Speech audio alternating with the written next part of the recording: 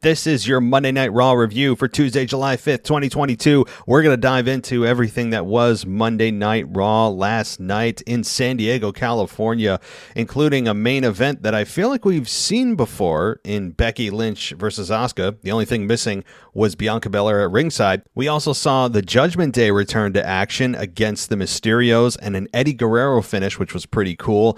And also a new championship match added to SummerSlam and much more. Let's get everything started right after this. So in addition to pro wrestling that I need every day, I don't know about you, I need coffee every day, and I need quality coffee. That's why I go with coffeeofvalhalla.com. They get fresh roasted specialty coffee, roasted the day it ships to your door. Again, it's coffeeofvalhalla.com. That's coffee of VALHALLA.com, because the owner is a former service member trying to take care of his battle buddies. He donates 50% of the proceeds to StopSoldierSuicide.org. So order today and use discount code 10OFF, all one word, for a 10% discount, or you can subscribe and save 15% off of your order. So go get some coffee again at coffeeofvalhalla.com, coffeeofvalhalla.com, guys. And also donate to a great cause and have a great cup of coffee, guys. coffeeofvalhalla.com. This is WWE superstar Drew McIntyre, and you're listening to the WWE Podcast.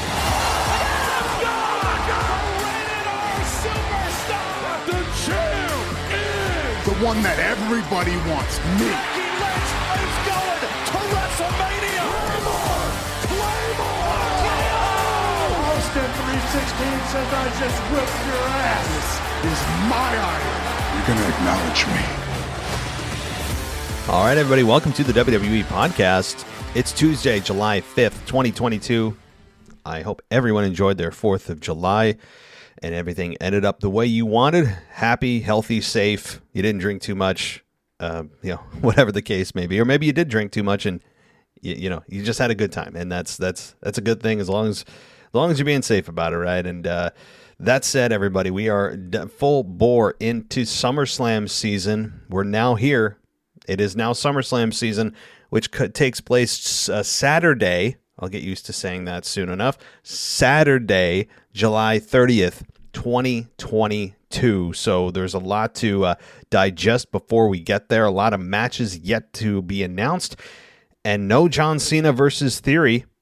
That doesn't seem to be happening, as Theory has a championship rematch against Bobby Lashley for the United States Championship at SummerSlam. So there is no Cena Theory on the card for SummerSlam, and I was of the belief it might happen and was a good chance of it. And now it looks like they're taking Theory and putting him square into the United States Championship picture, even though he won the Money in the Bank ladder match. He did also say that he does plan on cashing in no matter who wins that match, Brock or Roman at SummerSlam. He called his shot already and said that he's going to cash in.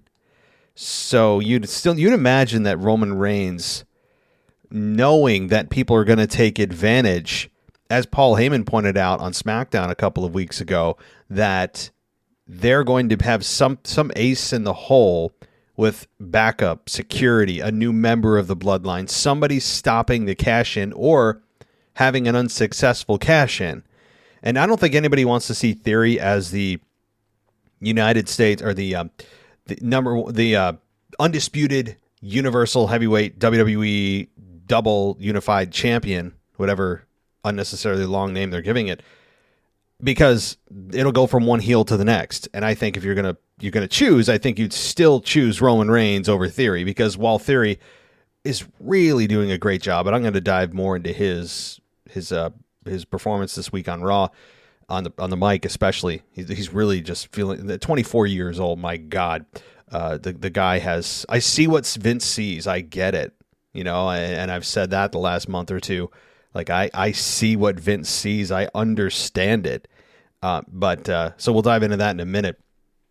But yeah, so I again, if Theory's calling his shot, you'd imagine that Roman and or Brock have some backup plan. I mean, it'd be foolhardy not to have something in place, especially on their end, to prevent a successful cash-in. So, that being said, let's just introduce us here. We are the WWE Podcast. If you haven't joined us before, I'd encourage you to hit that subscribe button. I'd also encourage you to go ad-free.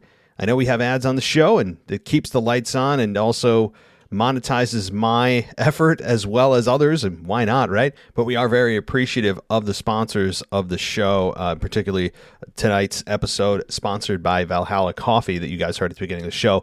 Very thankful for them. And, hey, but if you don't want ads, I understand. You head to patreon.com/WWE podcast, and everything on there is ad-free. So it's $1, by the way. You can't go any lower. Patreon won't allow it. But we also hit a cool little mile marker for such things that anyone cares about.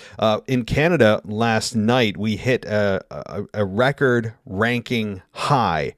Now, these rankings in podcasting fluctuate by the minute, by the hour. But we hit number 17 in all of Canada in the wrestling category for at least a brief period of time. I think we're back in the 30s, which is still cool. But for the moment, we were number 17 in all of Canada for wrestling podcasts. So I was pretty stoked about that. And, that's a thank you to you guys and all the Canadian listeners. That's really a thank you to you guys especially. I'm also going to be filming a 1-hour episode of the WWE Slam. It's a video podcast that's on a streaming network called the DuPont Network. So DuPont, DuPont, go to DuPontNow.com and get yourself signed up. We air every single Saturday at 8 p.m. We just started this past week. Now, the last week wasn't exactly the best timing, given that Money in the Bank also premiered at that exact time. So, we probably hurt Money in the Bank in terms of viewership. I'm sure that people were tuning into our show and tuning out the pay-per-view, right? So, now, if anyone believes I'm serious, welcome to the show. This is kind of the way things go. But no, we do have a great partnership with them, and I would hope it continues. And we have a show there every single Saturday. So check that out. Video. Yes, video for an hour. All right. Well, guys, let's talk a little more about Monday Night Raw. It opened with the United States champion Bobby Lashley and Theory, and the crowd was really behind him. And we had Lashley talk about Independence Day, and sadly, no one is immune to the corporate requirement or corporate. I don't know what it is. I guess there's just something in the contract of all their independent contractors that says you must welcome everyone to every show if you open the show. I don't know when this started. It must have started years ago under our noses, and now it's something that everyone must do. There's some kind of quota that they meet once a show. Everybody must welcome everyone to the show. Bobby Lashley, no exception. Welcome to Monday Night Raw. Like, dude, it's not him. It's the company. And the problem is people cheer it. But what are they supposed to do? Anyway, it's one of those things that no one cares about or complains about except me, so I know I am completely alone on this.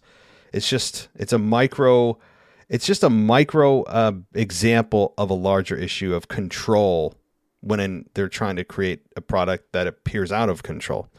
Anyway, so it didn't take long before Theory came out, and he bragged about his triumph on Saturday by beating the odds in the Money in the Bank ladder match. He even compared himself to Tom Brady and Michael Jordan, even saying he was them combined.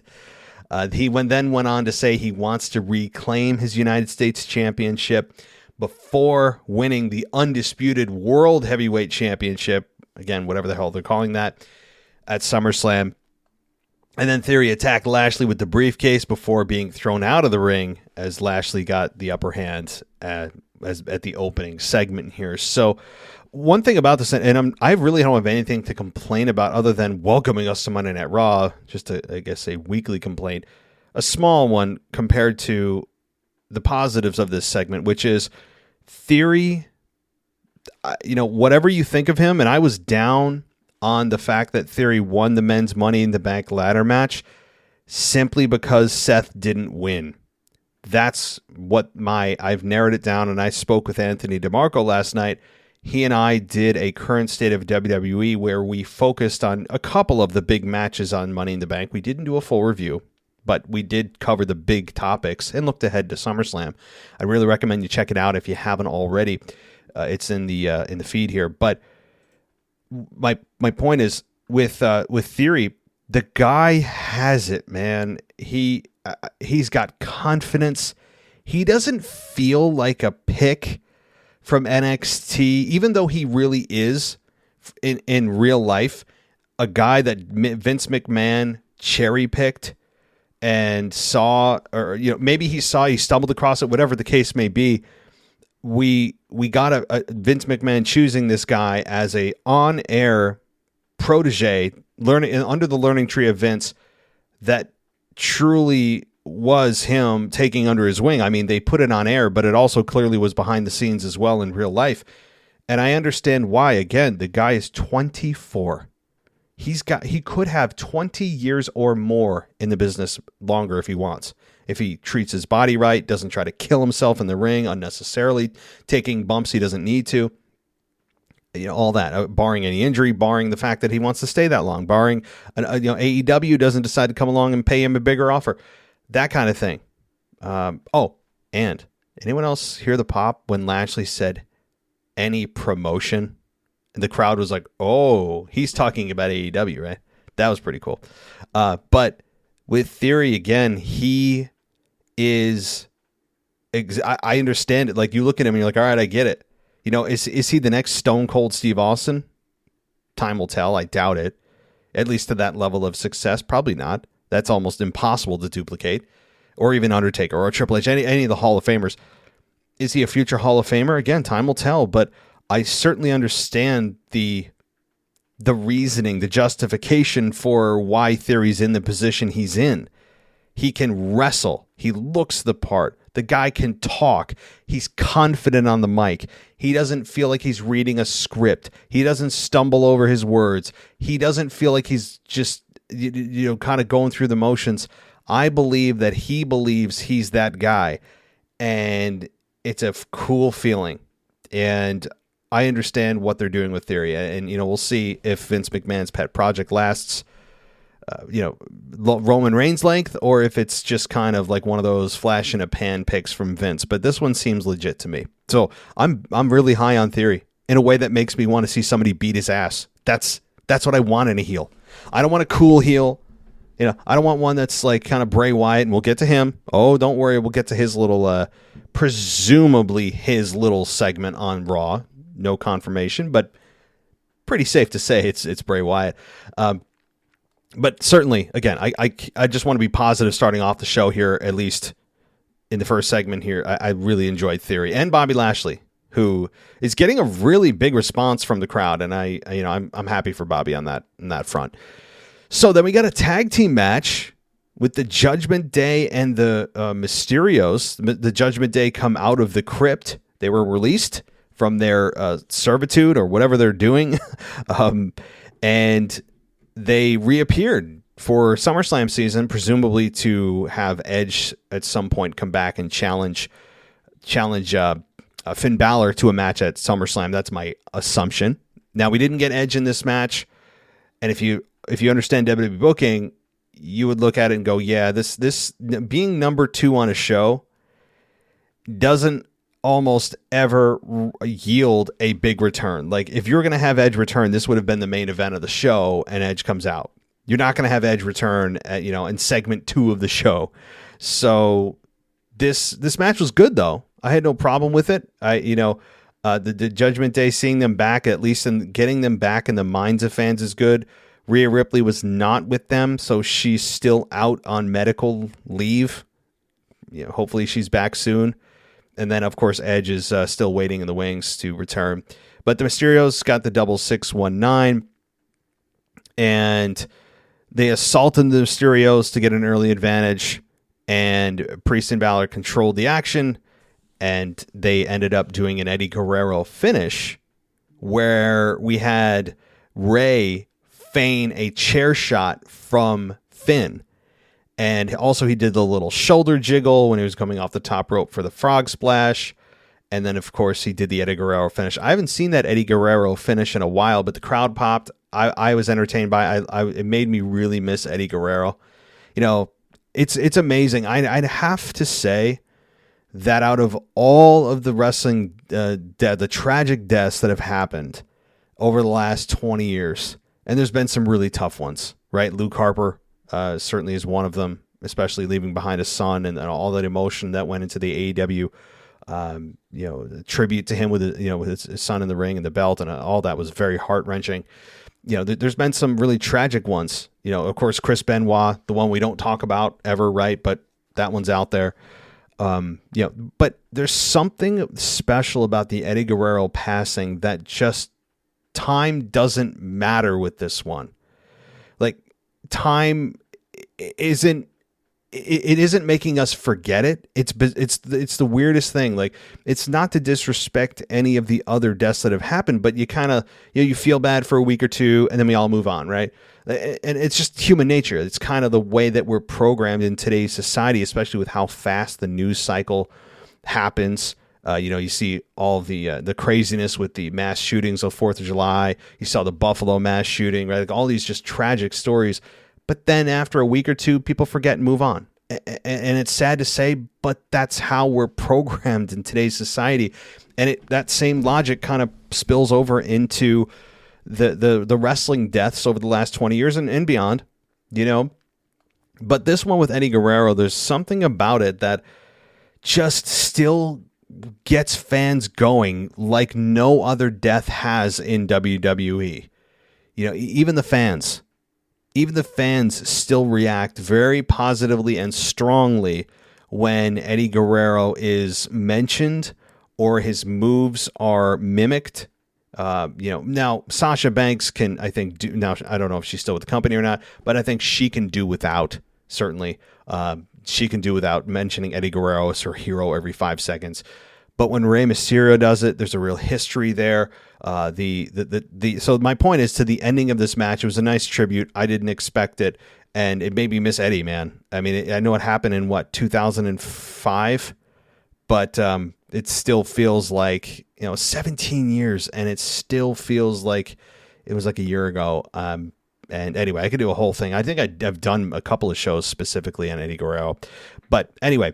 I enjoyed the match. It was a good finish. It got the Mysterios the victory in their hometown heroes, without actually hurting the Judgment Day, a returning Judgment Day, where it made them look weak to take an actual a clean loss to the Mysterios. And by the way, if I ever see Dominic and Ray like kiss each other on the cheek again, I'm probably gonna vomit out of my ears. I can't do it, man. I can't do it.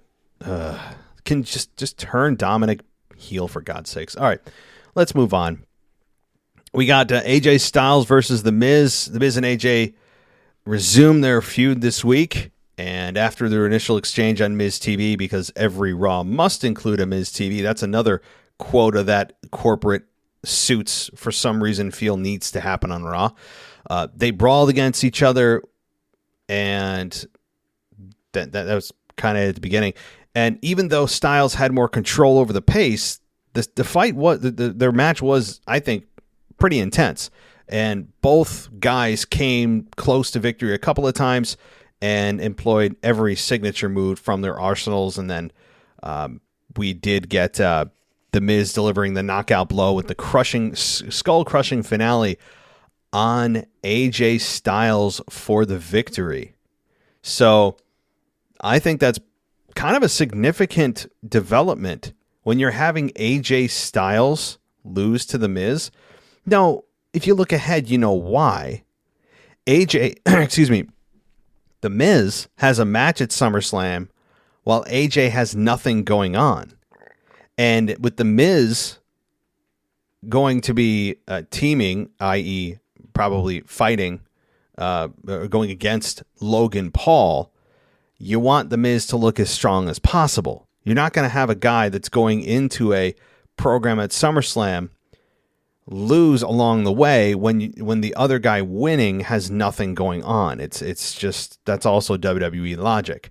So I would imagine that The Miz is going to, over the next several weeks, continue to stack up victories to look as strong as possible against Logan Paul. Now, as far as Logan Paul goes, when they told me, WWE did, when they did the, I think Corey Graves said that the Did You Know segment, that the picture that WWE put up on their Instagram of Logan Paul signing with WWE, and they said it was their most liked photo ever. I'm just like, how?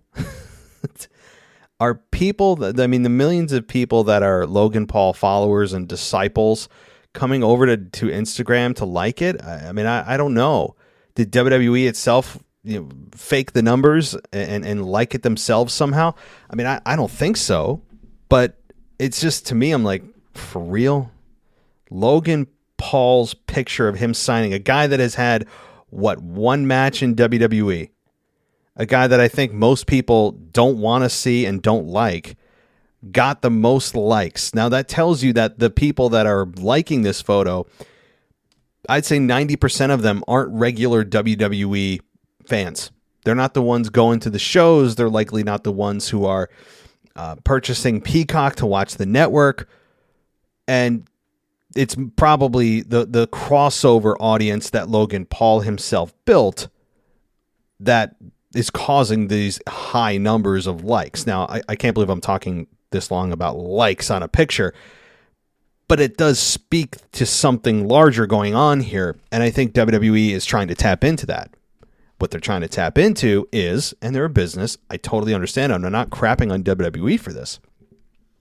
But they're trying to bring that crossover audience from Logan Paul's millions. I think he's got like 20-some million subscribers on YouTube. So WWE is trying to take that and monetize his subscribers and to turn them into WWE fans. And I get it. Like, there's nothing, I have nothing negative to say about that. Like, good. That's what you should do. I understand the signing. You're essentially investing in his subscribers, in his followers. You're not necessarily investing in him. His value, his worth, when it comes to dollars and cents, comes down to the number of followers and subscribers he has to some degree. That's a factor. I know that sounds cold and it sounds harsh and it sounds very kind of anti-human, but it's a fact. So that's, I think, what WWE is banking on, that they can monetize even like 2, 3, 4, 5% of his subscriber base into, a WWE fan and investing money into their business. And I get it. But yeah, as far as Logan Paul goes, I'm not particularly interested in him. Yeah, I don't have any interest right now. He's a celebrity. He's a celebrity signing. Not to say it can't work, but and Logan Paul's a good athlete. He's legitimately, I think, a badass, competitor. No doubt about it. And the guy used to, if you guys used to remember the app Vine, he used to be a star on Vine. That's where he originally got his start. So anyway, I think I'm dating myself. Let's move on to the tag team match with Liv Morgan and Bianca Belair versus Carmella and Natalya. Liv came out to celebrate her winning of the Money in the Bank briefcase, and she wasn't alone for long. But by the way, Liv had to give the sickeningly just again corporately required statement that it's not you, it's not just me, it's us. Come on. Did she pull that right from the John Cena handbook to babyface promos? It was just, I don't know. I find it so pandering. The moment I smell pandering, it's cringy to me. It turns me off to you. I don't know what it is. Don't tell it's me. Don't insult my intelligence. Okay. I don't know, but some people eat it up. I don't. But Natalya came out and she said she wanted the shot at Liv, and Carmella appeared, and then it was a 2-on-1 situation for a brief moment before Bianca Belair came in to even the odds. And boy, oh boy, I bet you couldn't see the next step coming. You got it. Adam Pearce comes out and makes it official. And he makes a tag team match to Liv Morgan and Bianca versus Carmella and Natalya.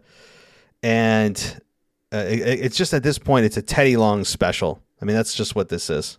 That's all this is. But we had Carmella and Bianca start off, and they had some fairly vicious hits. And after the tag, Morgan got the pin for her team, honestly, in a fairly long match. And so Morgan gets the victory, and she should. I mean, she's the new SmackDown Women's Champion. But notice what I just said.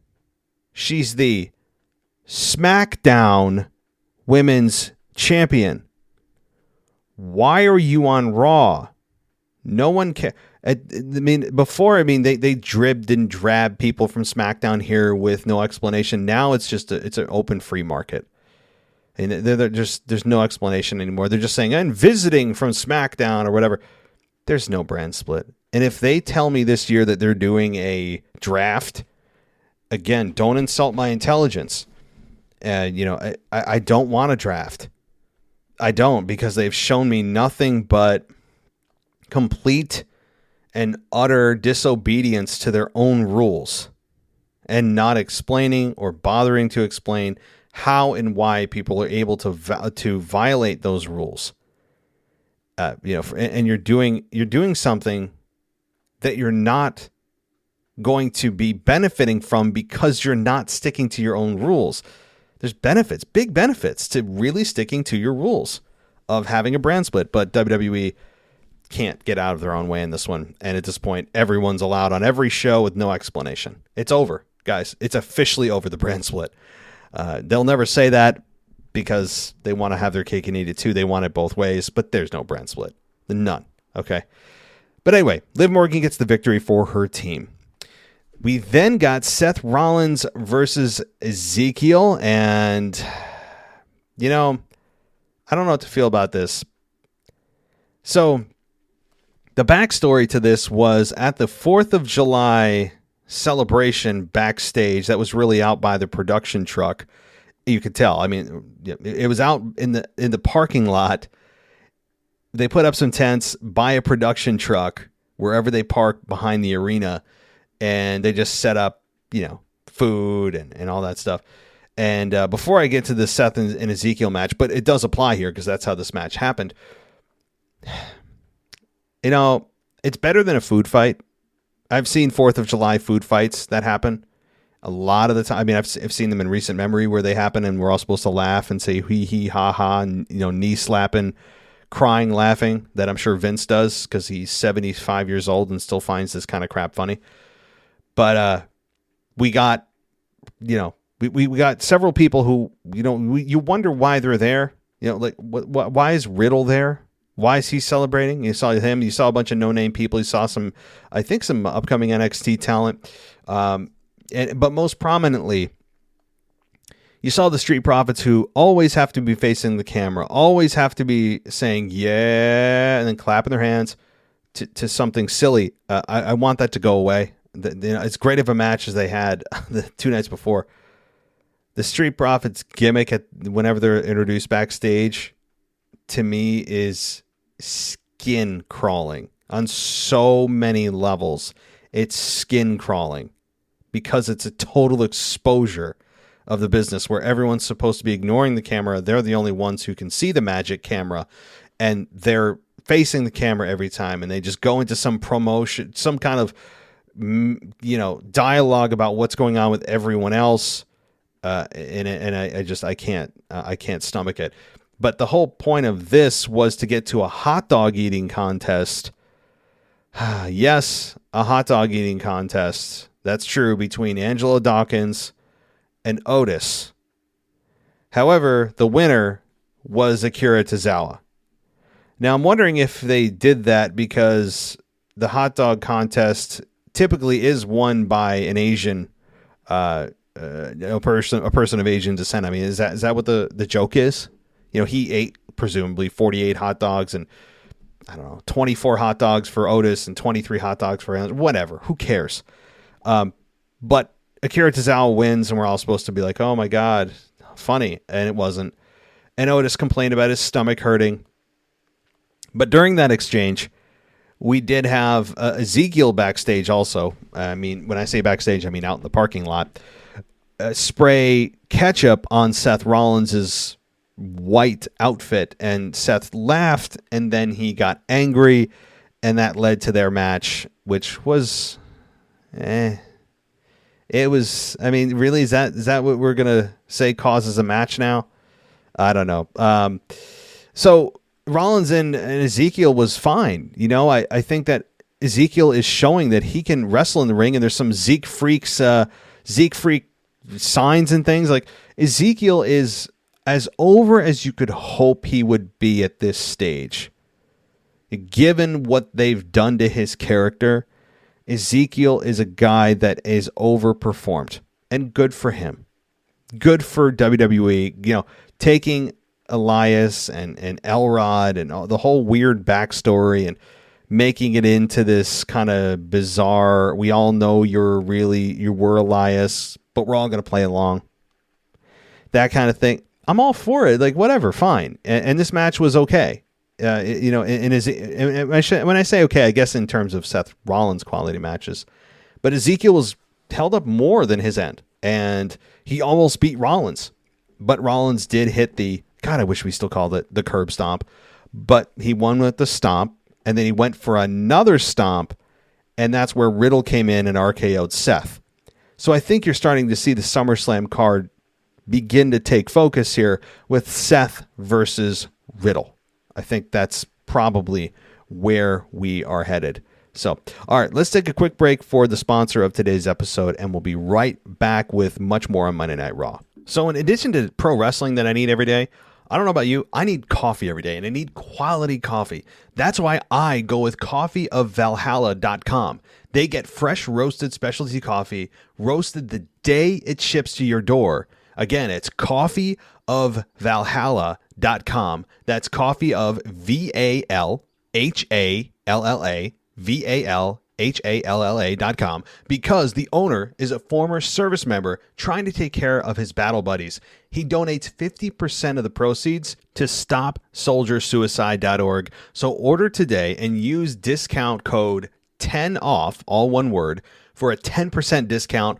Or you can subscribe and save 15% off of your order. So go get some coffee again at coffeeofvalhalla.com, coffeeofvalhalla.com, guys. And also donate to a great cause and have a great cup of coffee, guys. Coffeeofvalhalla.com. Welcome back to the WWE Podcast. Let's get back to more great wrestling audio.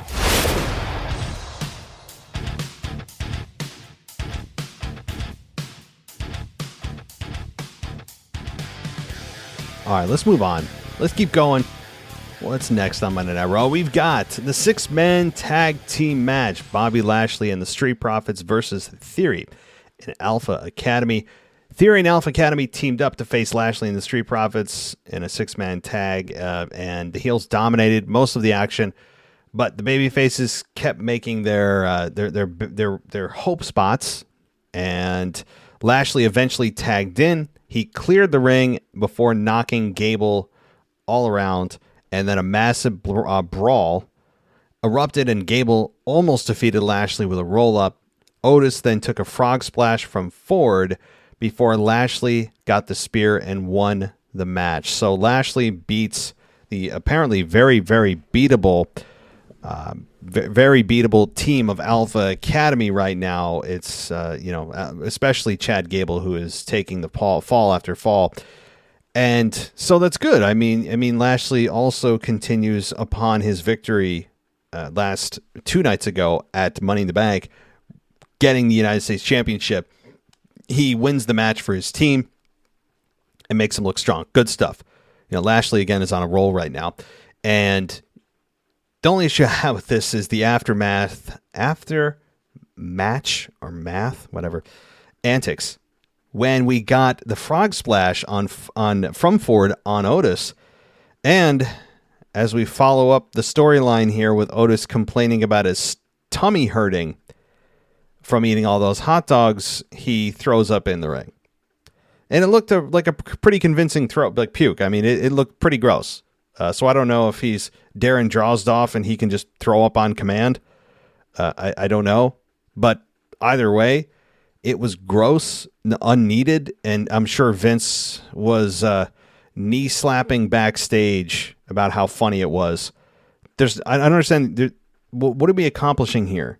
You know? And also, with all the good they did, reestablishing Otis as a monster, re-educating, rewiring our brains that this guy is possibly unbeatable, and they did a good job of that after he shaved his face, we are now back to, in one fell swoop, Vince McMahon looking at Otis as a big, roly-poly, jolly guy that likes to eat food, and look at how many hot dogs he can eat.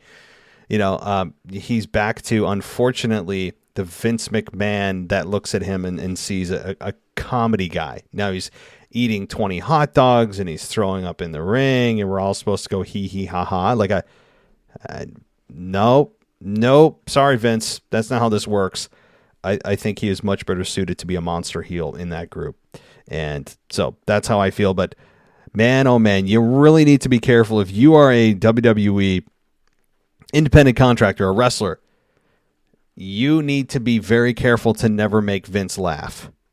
Ever. I mean, be as serious as you can possibly be. I mean, it's just, if you can be serious for a minute, see what I did there? You need to be serious for a minute. Because if Vince hears you telling jokes and making him laugh especially, you're screwed. You want another example of how this screwed somebody? Brodus Clay. Brodus Clay has recently told the story about how he was supposed to come in as this monster heel. Triple H was working with him on the gimmick, working with him on it, and Vince overheard Brodus Clay talking to other people in the locker room, telling jokes or something, and Vince found one of his jokes funny. And, well, Vince decided that the funny big guy was going to be, the big funny dancing guy that tells jokes is going to be a better fit than the monster heel. And Brodus Clay admittedly was pissed. He felt the carpet was pulled from underneath him. So I guess the rule of the land there is don't make Vince laugh. You can make the boys laugh. You can make the production crew, whoever, guys, gals, stay the hell away from Vince. As far as Vince knows, you don't have a sense of humor. Okay? That's my advice from everything I've heard. And it's so true when you see the version and the maturity level of the humor that Vince finds funny on the show. It froze at 14 years old.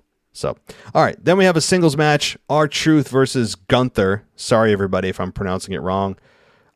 I'm really not. It means I refuse to pronounce it the way that they say it because it sounds ridiculous. But R-Truth arrived in the ring dressed as Uncle Sam, and he spoke briefly before getting attacked by Gunther and Ludwig.